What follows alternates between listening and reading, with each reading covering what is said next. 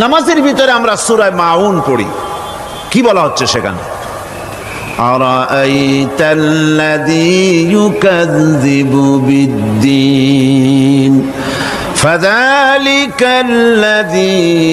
ইয়াদুল ইয়াতীম ওয়ালা ইয়াহুদ্দু আলা তুআমিল মিসকিন। দ্বীন ইসলাম তথা বিচারের দিনকে অস্বীকার করেছে যে সে লোকটি সম্পর্কে কি তুমি বিবেচনা করেছো? সে কোন লোকটি? যে লোকটি এতিমকে গলা ধাক্কায় দেয়, মিসকিনদেরকে খেতে দেয় না, পরস্পরকে মিসকিনকে খাবারের ব্যাপারে উৎসাহিত করে না, এতিমকে গলা ধাক্কা দেয়।